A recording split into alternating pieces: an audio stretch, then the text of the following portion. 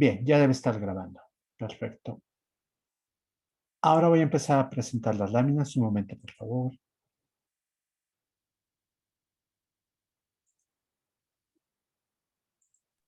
Ya deben estar en pantalla. Bien. Recuerden entonces que en la clase pasada lo que hice fue presentar la sintaxis del lenguaje del cálculo de proposiciones y presenté un ejemplo que se basaba en pues este mapa de la Unión Europea, ¿no? Que pues, se puede aplicar realmente a casi cualquier mapa. Ujú. El lenguaje, como recordarán, está formado primero por una capa que son los términos del lenguaje y la parte más básica de esta capa, los elementos atómicos son las constantes y las variables. Y sobre eso construimos los términos funcionales utilizando los símbolos de funciones, que son la letra F, seguida de un índice, de un supraíndice que indica el número de argumentos del símbolo funcional y un subíndice que permite distinguir entre varios símbolos funcionales de la misma cardinalidad. Ya que tenemos esta capa, construyamos las proposiciones atómicas de una manera similar. Aquí las proposiciones atómicas se construyen con símbolos de predicados. Que también tienen un supraíndice y un índice con la misma función, número de argumentos e identificador, que se le aplican a el mismo número de términos. Y después, pues, teníamos las conectivas lógicas usuales, las proposicionales, negación, disyunción, conjunción, implicación y bicondicional, y finalmente los cuantificadores, ¿no? Que nos indicaban esta situación, ¿no? Para toda X alfa y existe X alfa. Alfa. Bien, ahora, antes de poder dar la semántica de este lenguaje, ya di un ejemplo, yo creo que ese ejemplo ilustra, pues, más o menos el tipo de cosas que vamos a hacer en la parte semántica de cálculo de predicados. Tengo que dar una serie de definiciones que les había dicho que eran aburridas, pero que eran necesarias para que pudiéramos interpretar correctamente la semántica y posteriormente para poder aplicar, para poder tener un sistema de derivación adecuado. Bien. Perdón, hay un tanto de ruido ambiental aquí frente a mi casa. Están podando un árbol eh, muy grande y pues está causando bastante ruido. Ya llevan una hora haciéndolo. Entonces, si en algún momento no me escuchan por el ruido ambiental, por favor, háganmelo saber y trate de hablar más fuerte o hacer una pausa hasta que baje un poco el nivel de sonido. Bien. De acuerdo, Bueno, profe. bien. Bueno, la primera parte de esto que les decía que nos va a hacer falta para lo que sigue en la semántica es la distinción entre variables libres y ligadas. Todos los libros de cálculo de predicados hacen esta distinción, pero a veces es formas de definirla. La distinción que yo voy a hacer va a ser más bien basada en la idea de que tomamos una fórmula y construimos el conjunto de sus variables libres y el conjunto de sus variables aplicadas. No que a cada variable la vamos a llamar libre o aplicada, o cada aparición la vamos a llamar libre o aplicada. Esta idea es más general, es definible inductivamente, lo cual es una ventaja tanto en este curso como en general, ¿no? Entonces, para eso lo que vamos a hacer es partir de una fórmula y vamos a dar dos funciones. La primera función lo que hace es tomar una fórmula de cálculo de predicados y darnos un conjunto de variables. Esta función la estoy anotando con la letra F de free. Y la segunda función, pues es muy parecida, la denoto con la letra B de bound, que son las palabras en inglés para libre y ligado. Entonces, vamos a ver cómo se definen estas dos funciones. La primera F nos dice lo siguiente. Mira, toma una fórmula. Aquí las fórmulas, como las definimos inductivamente, pues podemos dar la definición de la función F de manera inductiva. Eso es parte de lo que vimos en la primera parte del curso. Entonces, la definición inductiva de la función me dice esto. Tomo una fórmula atómica y lo que haces es ver qué variables aparecen en cada uno de los términos que la forman. Esta fórmula atómica, pues como aquí tenemos una n, me dice que tiene n términos, entonces reviso cada término y veo qué variables aparecen ahí y con que aparezca ahí, y aparece ahí, lo estoy denotando con el símbolo de pertenece, es un poco una sobrecarga del símbolo de pertenece, aparece, pues vamos a leerlo así, como X aparece en el término Y, entonces X forma parte del conjunto de variables libres de la fórmula atómica. En pocas palabras, si en una fórmula atómica aparece una variable, es parte del conjunto de variables libres. ¿Por qué? Pues una fórmula atómica no tiene cuantificadores, ¿no? Esa es la idea. Eh, las variables libres de la negación de una fórmula, pues son las variables libres de la fórmula. La negación no modifica su estatus de ser libre. La disyunción, las variables libres de disyunción a la fórmula, pues son las variables libres de la primera subfórmula, unión las variables libres de la segunda, y lo mismo pasa para todos las demás conectivas binarias, disyunción, conjunción, implicación y bicondicional. Ajá, es la unión de las variables libres que aparecen en cada una de las subfórmulas. Donde cambian las cosas, por supuesto, son con los cuantificadores. La idea es que un cuantificador me va a decir, esta variable no es libre. Ajá. Aquí a lo mejor debo detenerme un poco para decir cuál es el contexto, qué es lo que estamos tratando de hacer aquí. Tal vez debí empezar por ese punto, pero piénsenlo ahora de esta manera. Cuando yo les digo x es igual a 2 y les pregunto, ¿eso es verdadero? Ustedes me contestan, pues depende de cuánto valga x, ¿no? Y la respuesta, pues sí, es eso, depende de cuánto valga x. ¿Por qué razón? Porque x aparece como una variable en el sentido algebraico, como un placeholder, lo llaman en inglés, una cosa que en una fórmula ocupa un lugar, pero que no tiene un valor concreto. En cambio, si yo les digo, para toda x es mayor o igual que cero, ustedes me dicen, pues si estás pensando en los naturales, eso es verdadero. Ajá. Si estás pensando en los enteros, eso no lo es, pero bueno, en los naturales sí sería verdadero. Yo digo, sí, claro, pero se dan cuenta cómo la x ya cumple una función distinta. En x igual a 2, pues me está diciendo algo sobre una cantidad que no lo sé, simplemente está permitiendo construir una expresión que desde el punto de vista de la álgebra está sintácticamente bien construida. Mientras que para toda x es igual a 2, por ejemplo, si yo dijera eso, al margen de que sea falso o verdadero, el punto es que la x ya no tiene esa función algebraica de una variable que se puede reemplazar por el valor que a mí se me ocurra, sino que por el contrario está afirmando algo de todos los objetos del universo que tengo en mente. Ajá. Entonces cambia su función semántica. Ajá.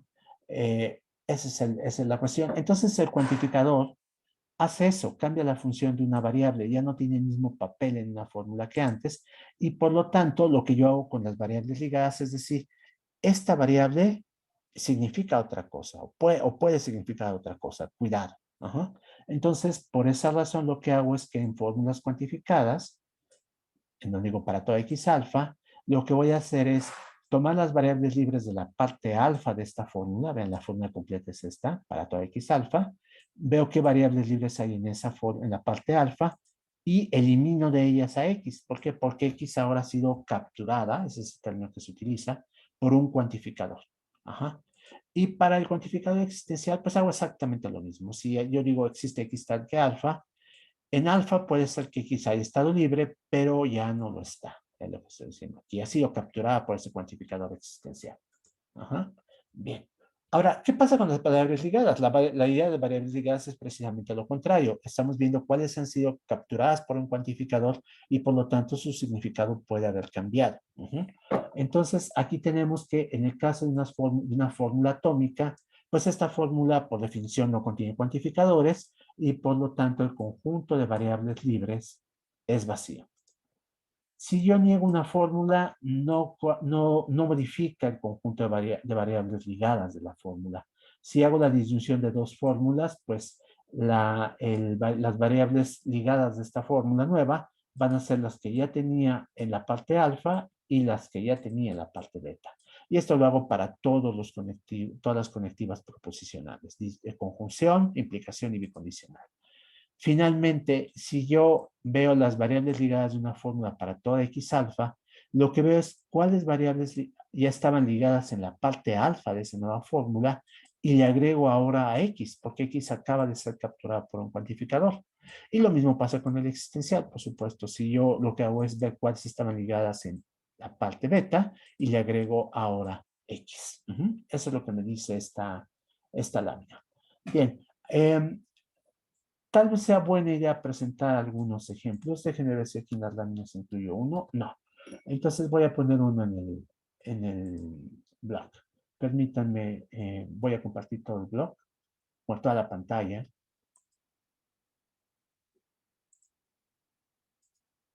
Ahí está. Les dije que una actualización de tanto de Zoom como de Firefox en estos últimos días y ya no he vuelto a tener problemas con Zoom, afortunadamente. Entonces creo que eso es una buena noticia. Bien, aquí ya tenemos el blog.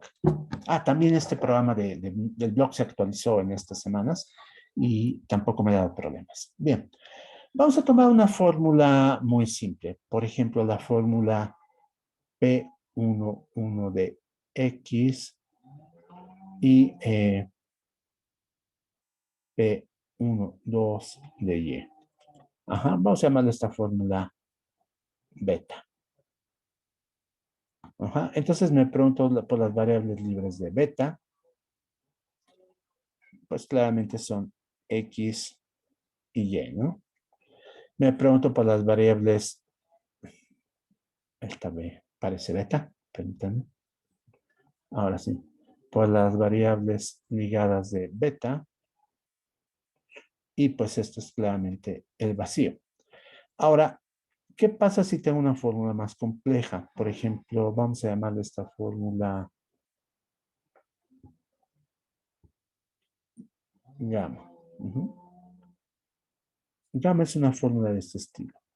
Para toda X, P11 de X, unión, esta es una conectiva, implica P12 de Y. Bien. Por favor, observen los paréntesis que tengo aquí. Este paréntesis de aquí casa con este paréntesis de acá. Eso quiere decir que el cuantificador abarca solo esta subfórmula, no llega hasta acá. Entonces, un paso muy importante, por supuesto, aquí es analizar sintácticamente la fórmula en cuestión. Porque no todas las fórmulas se van a analizar de la misma manera. Entonces, aquí en este caso, yo tendría que las variables libres de esta fórmula, gamma, se determinan de acuerdo con ese análisis sintáctico que acabo de hacer, como las variables libres de para toda X,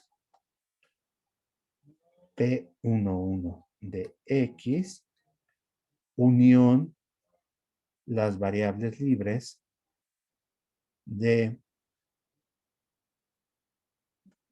P12 de Y. Aquí me falta otro paréntesis, ahora déjenme ver si puedo escribir. Ahí está.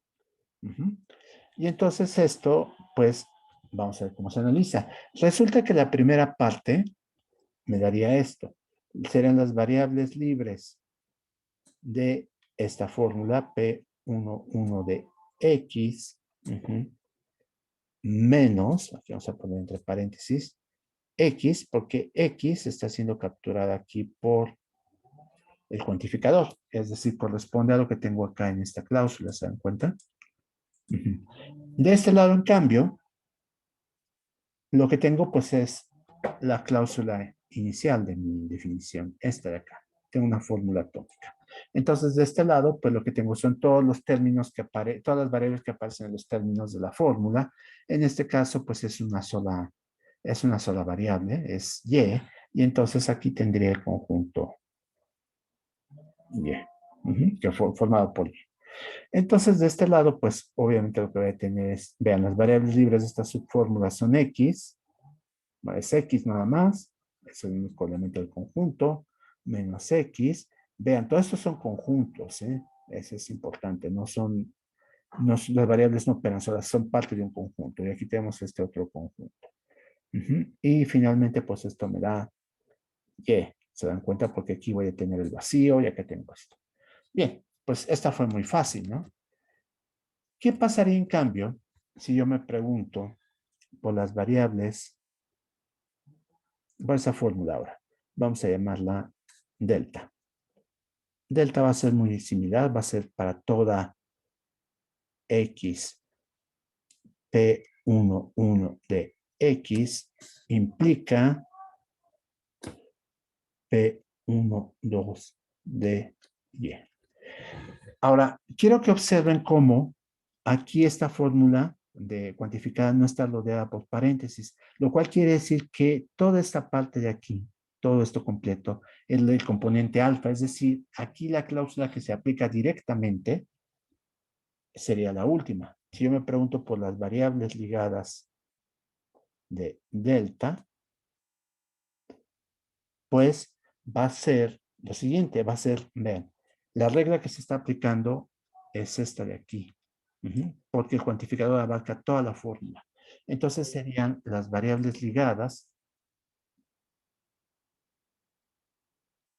de P11 de X, perdón, implica P12 de Y, ahí está, menos, como se está cuantificando aquí la X, menos este conjunto, X. Ahí está. Y esto entonces, pues me da lo siguiente. Vean, esta parte de aquí, pues es una, se aplicaría la regla, esta regla, ¿no? Tenemos una proposición, una conectiva binaria. Entonces sean las variables ligadas de P11 de X unión las variables ligadas de P12 de Y menos X. Y esto me va a dar X, porque la variable aparece ahí. No, pero me da el vacío. Perdón, estas son las ligadas. Esta es una fórmula atómica, entonces es el vacío, unión también es atómica, el vacío. Esta es una unión, permítanme, no un menos. Una unión, aquí está. Ajá. Unión X. Y esto es igual a X. Ajá, ahí está. Ahora sí. Eso es lo que tengo al final. Entonces, estas son las variables ligadas de esta forma. Bien. Perdón, me parece que alguien quiere preguntar algo.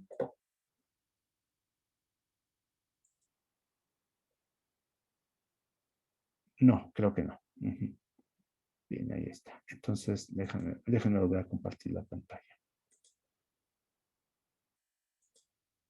Ya está. Bueno, ahora tenemos casos que en apariencia son paradójicos. Consideren, por ejemplo, esta fórmula.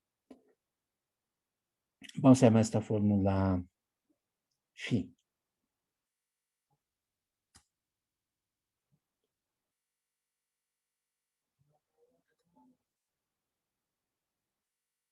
P21 de X, Y y existe Y tal que P22 de X, Y. Ahí tenemos esta fórmula. Ya. Escribí esto otra vez para que se entienda mejor. Ahora sí. Listo. Ya está. Tenemos esta fórmula. Entonces, esta fórmula la llamé phi. Ahí está. Bien, y entonces me pregunto por el conjunto de variables libres de phi. Voy aquí a saltarme algunos pasos, voy a ir directamente a la solución, pero vean que esta fórmula corresponde a esta cláusula, es decir, a la unión de este lado y este otro lado.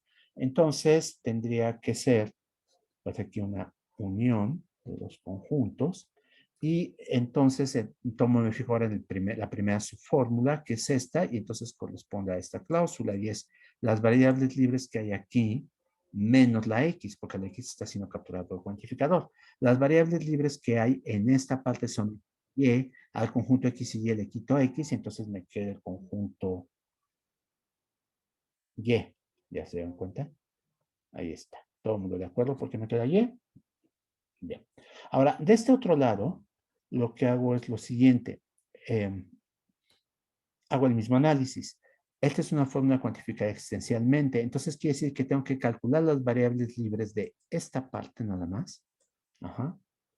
y a esas variables libres le tengo que quitar a y entonces me quedaría pues x, ¿no? Se dan cuenta, ahí está. X es lo que me va a quedar.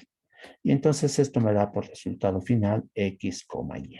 Acuérdense que en los conjuntos no importa el orden, ¿no? Entonces los pongo en orden alfabético.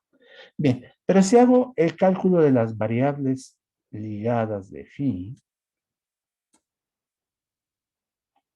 resulta que llego a la misma conclusión. Vean, en esta parte de acá,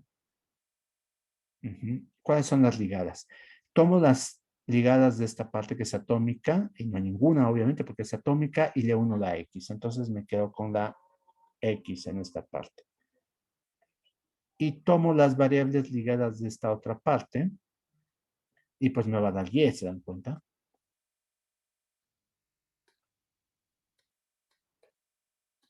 Entonces resulta que aquí en esta fórmula el conjunto de variables libres y ligadas coincide.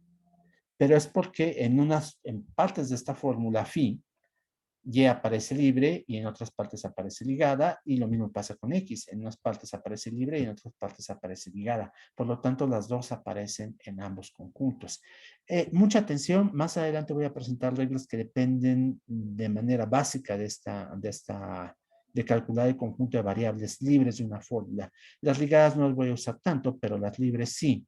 Y entonces es importante que analicemos todas las apariciones de una variable en una fórmula, no nada más que digamos, mira, aquí está libre, acá no me importa cómo esté en otros lados. No, con que esté libre en un lado ya es parte de las variables libres. No sé si quedaron claros estos ejemplos. Sí, profe, sí, queda claro. Bien, perfecto. Ahora permítanme, hay 3 de ustedes que quieren entrar a la clase, los estoy admitiendo.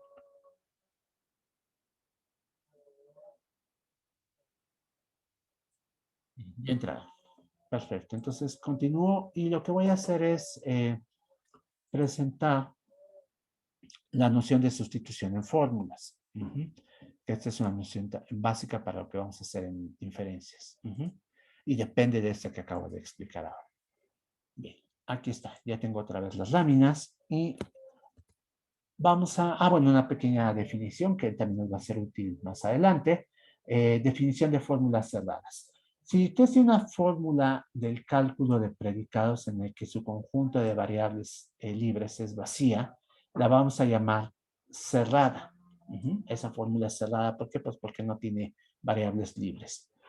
Y vamos a suponer que toman otra fórmula, esta es una segunda parte de esta misma definición, son dos definiciones, tomo una fórmula arbitraria alfa y voy a suponer que en esa fórmula arbitraria las variables x1 hasta xn están libres.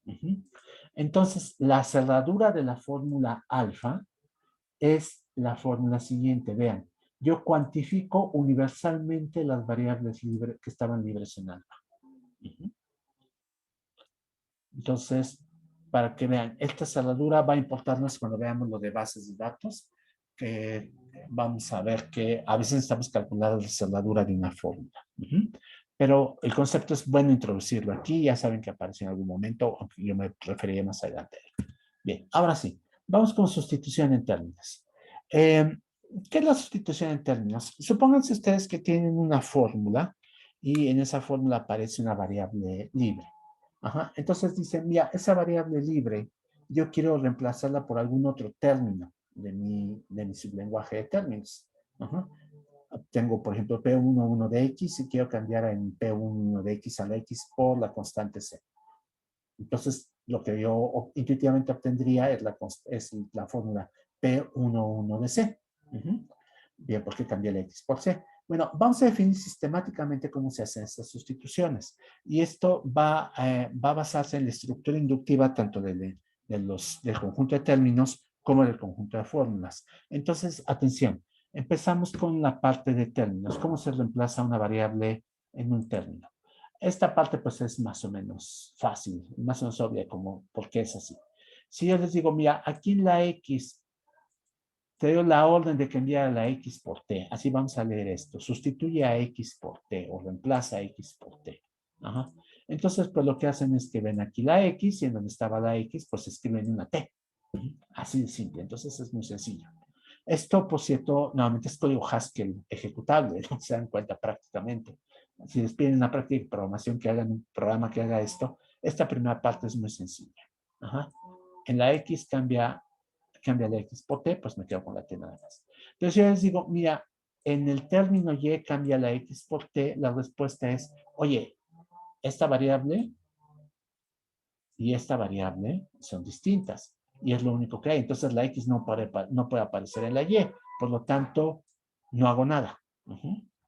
Ahí está. Eso es lo que estamos diciendo. Si X y Y son variables distintas, pues sustituir a X en Y, pues significa no hagas nada. Ahora, ¿qué pasa si yo les digo en la constante C sustituye a la X por T? Nuevamente la X no aparece en la constante, pero bueno, además una constante pues quiere decir eso, precisamente un término que no cambia. Entonces, por lo tanto, por las dos razones, porque la X no está ahí y porque el término no debe cambiar, la respuesta es se queda como estaba. La C no le afecta una sustitución. En general, para todas las constantes va a pasar eso. No hace afecta una sustitución. El caso importante, por supuesto, es cuando yo les digo, a ver, en un término funcional, es decir, en un símbolo funcional aplicado a un conjunto de términos, como este de aquí, quiero que sustituyas a la X por T. ¿Qué es lo que hacen ustedes? Pues en cada uno lo que hacen es primero, el símbolo funcional no es afectado por la sustitución. Queda como estaba. Pero en cada uno de los términos que son argumentos para este símbolo funcional, ustedes van a realizar la sustitución de X por T y va a pasar, pues dependiendo lo siguiente, va a pasar lo que ocurre en esas cuatro cláusulas. Si el término T1 es X misma, pues la cambiamos por T. Si el término T1 es una Y, pues es decir, no es X, no pasa nada. Si es una constante, pues no pasa nada. Y si es a su vez este término 1 también es un término funcional, lo que hago es aplicarle la sustitución de X por T a cada uno de los argumentos de este nuevo término funcional. Entonces repite este proceso para cada uno de los argumentos de FNM, y al final pues obtengo una sustitución. Vean cómo este es un proceso que termina, por supuesto, como vimos en la parte de inducción y recursión. ¿Por qué razón? Porque mi sintaxis parte de elementos realmente atómicos y entonces cuando llegue a los elementos atómicos, pues se aplica el caso 1, el caso 2 o el caso 3, que son los casos fáciles, ¿no? Que son inmediatos. Entonces voy a llegar un momento a eso y entonces empiezo a decir, bueno, ya hice esta sustitución, ya hice esta otra, ya hice esta otra y al final tengo el término funcional totalmente procesado. En todos sus componentes se aplica el cambio de X por T. ¿Quedó clara la idea? Sí, sí, sí. ¿Sí? Bien. ¿O quieren ver un ejemplo? Un ejemplo estaría bien también. A ver, entonces permítanme un momento. Voy a compartir nuevamente toda la pantalla.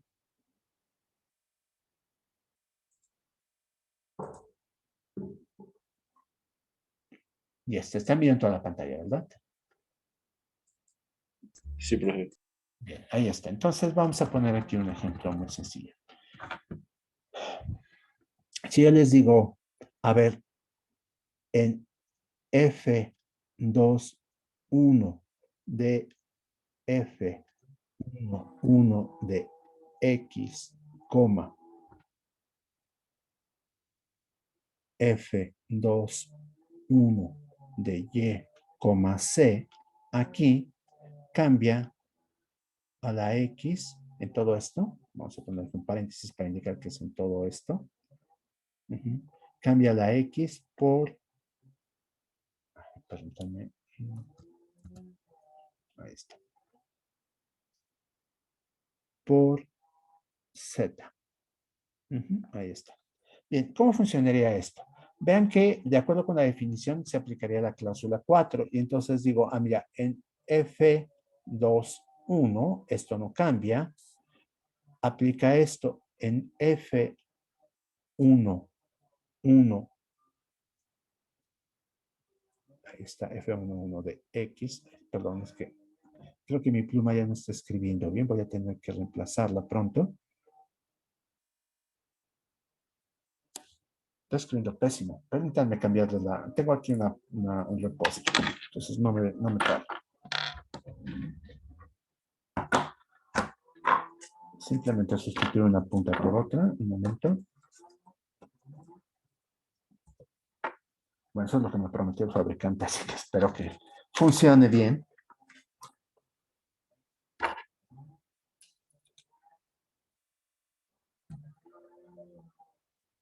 Ya está. A ver si esto funciona mejor. Sí, pinta mucho mejor. F11. Aquí lo que hacemos es que en F11 de X vamos a cambiar a X por Z.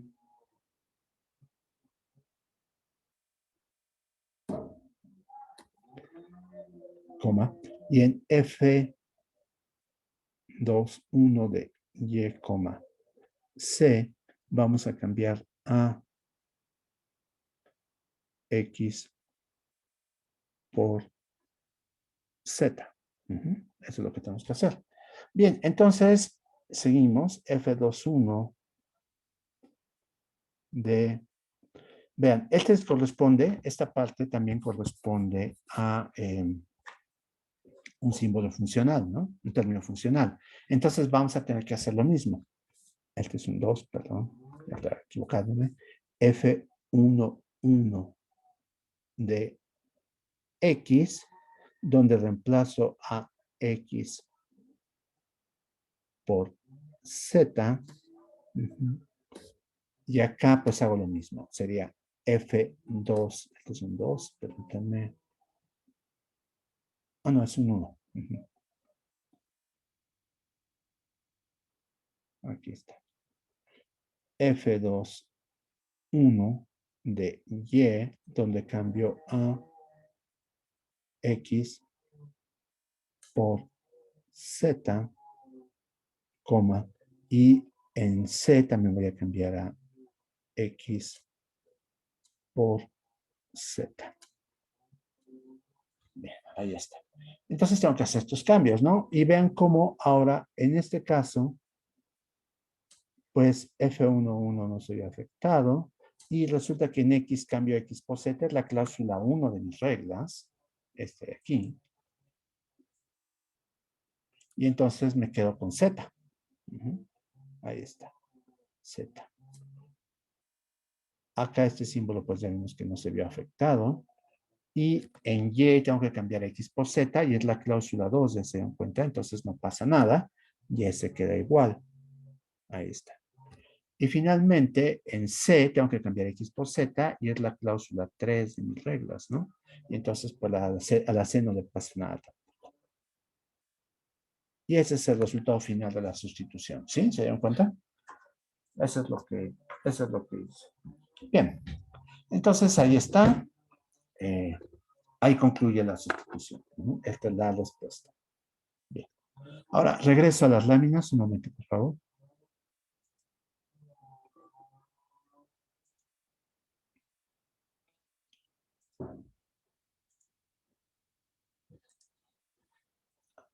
Ahora sí. Bien, aquí en las láminas, entonces, ya que vimos esto, vamos a ver qué pasa con las fórmulas. Porque eso solo me definió qué pasa con los términos. Los términos son parte de fórmulas atómicas y a su vez las fórmulas atómicas me permiten construir fórmulas más complejas. Entonces, aquí está el caso de las fórmulas. Vean, empiezo con las fórmulas atómicas. ¿Qué pasa si en la fórmula atómica PNM de T1 hasta Tn les pido sustituir a X por T? Bien, lo que hago es lo mismo que hago con los términos funcionales. El símbolo de predicado pasa tal cual, es decir, PNM pasa como estaba, y en cada uno de los términos que son su argumento, aplico la sustitución de X por T, como el ejemplo que ya vi. Entonces, ahí está. Esto, pues no tiene mayor complicación, simplemente ahora estamos sustituyendo en predicados, en fórmulas atómicas con predicados. Ahora, ¿qué pasa con las conectivas proposicionales? Si yo les digo, en la fórmula no alfa cambia X por T, la respuesta es, bueno, mira, el no pasa como estaba y en alfa cambia X por T. Bien. En pocas palabras, las conectivas proposicionales no se ven afectadas por sustituciones. Pasa lo mismo con las demás conectivas. En alfa o beta, como sustituye X por T, pues sustituye la primera en alfa después en beta y te quedas con la disyunción de ambas fórmulas. Con la conjunción lo mismo, sustituye en alfa, sustituye en beta y te quedas con la conjunción de esas fórmulas, etcétera, ¿no? Para implicación y para doble implicación. Ahí no hay problema.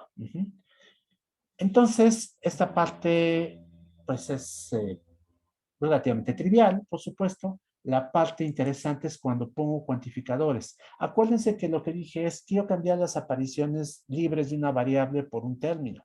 Ajá. Ah, bueno, pues por supuesto que el cuantificar una fórmula me cambia las apariciones libres. Donde la fórmula era libre, ahora pues probablemente lo dejó de ser. Entonces vamos a ver qué pasa en esos casos. Si yo les digo, en la fórmula para toda x alfa cambia x por t, la respuesta es no, no hago nada. Lo dejo como estaba. ¿Por qué? Porque justo el cuantificar aquí elimina a x como una de las variables libres de la fórmula. Si x estaba libre en alfa, al cuantificarla acá deja de estarlo, ¿se acuerdan? Esta es mi definición de una variable, del conjunto de variables libres. Entonces, como x ya no aparece libre, la respuesta es, pues no hago nada, no hago ninguna sustitución. Ajá. Bien, ahora, ¿qué pasa si yo quiero sustituir en la fórmula para toda y alfa a x por t? Y la respuesta es, pues mira, eso no debería ser tanto problema. ¿Por qué? Porque la variable que cuantifiqué es y, no x. Estoy pensando que son variables diferentes, ¿no? Entonces, pues lo que haces es que como x puede seguir apareciendo libre en alfa, reemplázala ahí y al cuantificador y a la y no le haces nada. Bueno, sí, suena sensato, ¿no? Cambio la X por T, pero, ese es un punto importante, pero tienes que cumplir estas dos condiciones. O bien X no aparece libre en alfa y entonces significaría que no hago nada. Entonces es una condición por vacuidad, esta primera. Pero la segunda es importante. X, Y no debe aparecer en el término que va a reemplazar a X. ¿Por qué razón? Véanlo de manera intuitiva, de esta forma. X es una variable libre. Y si aquí aparecen variables que van a reemplazarla, yo las estoy consiguiendo como variables libres también. Pero en el momento en que una variable libre incluye a Y, a la hora de sustituir a X en alfa, vean cómo ya no va a ser libre, va a estar capturada por esto, por ese cuantificador. Entonces ya no es una variable libre la que está cambiando a X. Ajá. Entonces, cuando se produce este caso, más bien cuando se produce este caso, no me tengo que preocupar, porque como Y no aparece en el término, no hay el riesgo de que vaya a ser capturada por el cuantificador. Entonces, si se producen estas condiciones, una de las dos, entonces yo puedo hacer la sustitución. La primera es vacua. Si se cumple esta, pues no hay que hacer nada. Pero si se cumple la segunda, entonces sí puedo hacer la sustitución de X por T. Eso es lo que me enseña la regla B. La regla C me dice, bueno, ¿y qué tal si no se cumple ninguna de estas dos? Vean, esta es la negación la disyunción de dos negaciones y por De Morgan, el caso excluyente sería la afirmación, la conjunción de las afirmaciones de estas fórmulas, ¿no? Es decir, este caso es cuando no se cumple este otro caso. Bien, entonces, ¿qué pasa si resulta que primero X sí aparece libre en alfa y por lo tanto es susceptible de ser sustituido? Y por otro lado, ¿qué pasa cuando Y aparece en el término? Entonces va a haber ese conflicto. Y va a estar capturada por el cuantificador. Vamos a evitarlo de la siguiente manera. Vean, en este caso, lo que yo hago es lo siguiente. Me busco una variable nueva. Pues no es difícil, ¿no? La fórmula tiene un número finito de variables y yo tengo un conjunto infinito de variables, ¿no? Entonces siempre puedo encontrar una nueva. Tomo una variable nueva, digamos que es z, y lo que hago es cambiar a y, aquí por z, y en alfa cambio a y por z, también en todos los casos. Bien, entonces si y está libre en alfa, pues va a ser reemplazado por z, no hay posibilidad de que ocurra un conflicto, porque z no aparece en alfa, es una variable totalmente nueva. Y una vez que termino de sustituir a y por alfa aquí perdón, a y por z en alfa, lo que hago entonces es aplicar este caso y como se dan cuenta, o sea, ahora sí cambio x por t, como se darán cuenta, ahora pues es el caso B. Se reduce al caso B. Es un poco como los chistes de matemáticos, ¿no? De cómo resuelven un problema nuevo, pues reduciéndolo un problema que ya resolvió anteriormente. Aquí estamos haciendo eso. ¿Cómo resuelvo esta sustitución C donde hay un conflicto, puede haber un conflicto entre la variable y que va a ser, que aparece en T, que es libre en T, pero que no lo va a hacer en la fórmula porque está cuantificada? Pues lo reduzco al otro caso, como cambiando Y por Z y después haciendo la sustitución. Ahora, ¿por qué se puede hacer eso? Ustedes me podrán decir, no es totalmente arbitrario, y la respuesta es sí o no. Si yo les digo x igual a 2, pues ustedes me pueden decir, eso depende del valor de x. Si yo les digo z igual a 2, me dicen, pues no, ahora depende del valor de z, no de x. Ajá, perfecto. Pero cuando yo les digo para toda x alfa, y cuando les digo para toda z alfa, donde cambia x por z, entonces estoy diciendo básicamente lo mismo, ¿se dan cuenta? Es como decir, toda persona, suponiendo que limitamos la cualidad de ser persona a los seres humanos, toda persona tiene derechos humanos. Y si yo les digo, todos los seres humanos tienen derecho a seres humanos, pues entonces estoy diciendo lo mismo, ¿no? Simplemente estoy usando dos palabras distintas para denotar la misma clase. Aquí pasa lo mismo. Estoy utilizando dos variables distintas para referirme a todos los objetos del universo, en un caso X y en otro caso Z, pero no cambia lo que estoy diciendo. Entonces, por esas razones que puedo hacer estos cambios.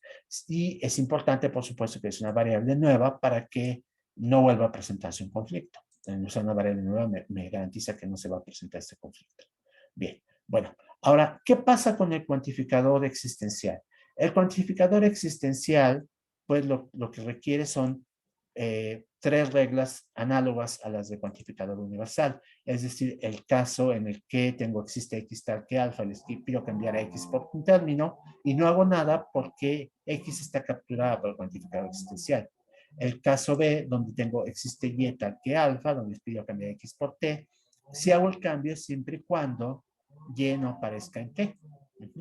Y el caso en el que y se aparece en t, lo que hago es cambiar en existe y tal que alfa a existe y tal que z, perdón, existe z tal que en alfa cambio y por z y después ya aplico la sustitución de x por t. Estos son los casos que habría que hacer. Son las 11:50. Creo que no me da tiempo de presentar ejemplos. Entonces, me gustaría que los ejemplos los veamos con un poco de calma. ¿Les parece bien que termine la clase aquí y el lunes presento ejemplos de estas sustituciones? De acuerdo, sí. Perfecto. Entonces, voy a detener la clase. Déjenme ver, aquí en el chat tengo un mensaje. Es un sí. Bien, perfecto. Entonces, voy a detener la grabación también en este punto, a menos que haya preguntas. ¿No? Bien. Bueno,